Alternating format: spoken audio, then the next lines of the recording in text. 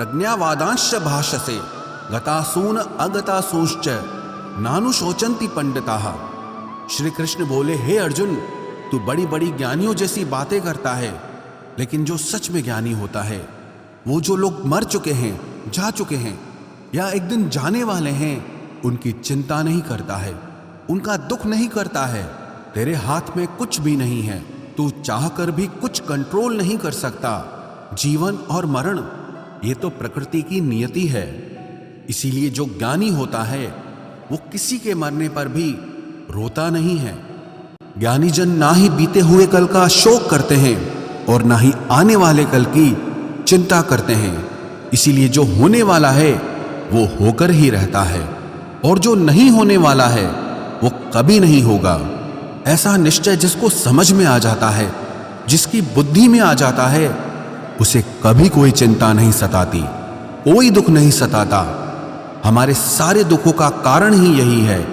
या तो हम जो वक्त गुजर चुका है उसे सोच सोचकर परेशान होते रहते हैं, या भविष्य की चिंता कर करके खुद को बीमार कर देते हैं, नष्ट कर देते हैं। गीता का ज्ञान हमें यही सिखाता है कि ना तो हम बीता हुआ कल बदल सकते हैं और ना ही आने वाले कल पर कंट्रोल कर सकते हैं। हमारे हाथ में सिर्फ वर्तमान है, सिर्फ आज का ही पल है। हमारा 98% तनाव और चिंताएं भूतकाल और भविष्यकाल के बारे में सोचते रहने से होता है। हम हमेशा उसी में ही जीते रहते हैं, मगर वर्तमान में कभी नहीं जीते, इस पल को कभी नहीं जीते। जब आप वर्तमान का पूरा आनंद लेना सीख जाओगे, तभी आपकी जिंदगी से तनाव कम होगा, चिंताएं खत्म होगी। वर्तमान में जीना एक बहुत बड़ी उपलब्धि है। हमारे हाथ में भी सिर्फ आज का ही पल है। हमें जो भी करना है आज ही करना है। कभी भी ये सोचकर समय को नष्ट नहीं करना चाहिए कि अभी मेरे पास बहुत समय बचा है। एक गुरुजी ने अपने एक शिष्य को पारस का पत्थर दिया। उनका वो शिष्य बहुत आलसी था, हर काम को कल पे टाल देता था। तो गुरुजी ने उसे कहा कि मैं तुझे ये पारस पत्थर दे रहा हूं। इस पारस पत्थर से जब तू लोहे को स्पर्श कराएगा तो वो लोहा स्वर्ण बन जाएगा, सोना बन जाएगा। और ये पारस पत्थर मैं तुझे 1 महीने के लिए दे रहा हूं। जब 1 महीना समाप्त हो जाएगा तब मैं तुझसे ये पत्थर वापस ले लूंगा। तब तक तू इस पत्थर को अपने पास ही रख। गुरुजी का वो शिष्य बाजार में लोहा खरीदने के लिए गया। जब बाजार में वो लोहा खरीदने पहुंचा तो उसे लोहे का वो रेट बहुत महंगा लगा। उसने कहा थोड़े दिन रुक के ले लूंगा, जब लोहे का रेट कम हो जाएगा। पर उसकी बुद्धि में ये बिल्कुल नहीं आया कि इस लोहे को मैं सोना बनाकर बहुत अधिक धन बना सकता हूं। लेकिन उसके मन की सुस्ती, उसके मन का आलस्य, उसकी वजह से उसने उस काम को कल पे टाल दिया। ऐसे ही करते करते पूरा महीना समाप्त हो गया।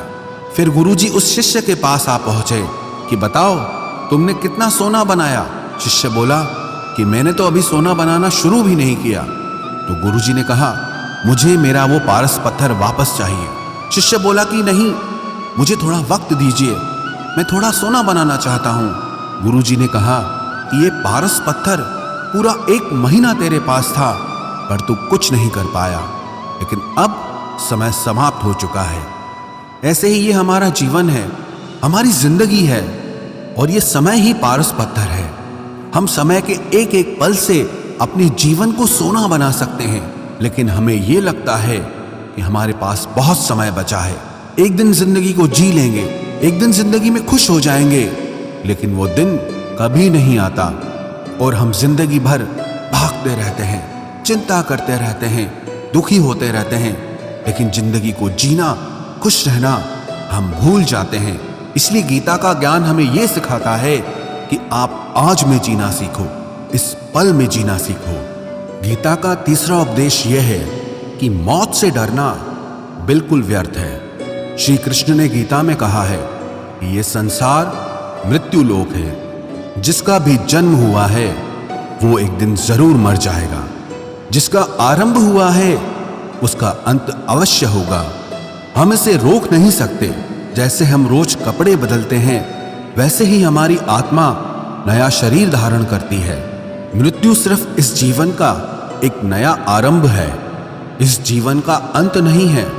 आत्मा कभी नहीं मर सकती और ना ही उसे कोई मार सकता है, लेकिन मौत का डर मनुष्य को सबसे ज्यादा लगा रहता है।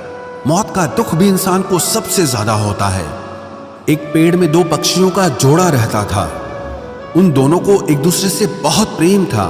उन्होंने साथ जीने मरने की कस्में खाई थी। एक दिन वहां एक शिकारी आया और उसने एक तीर चलाकर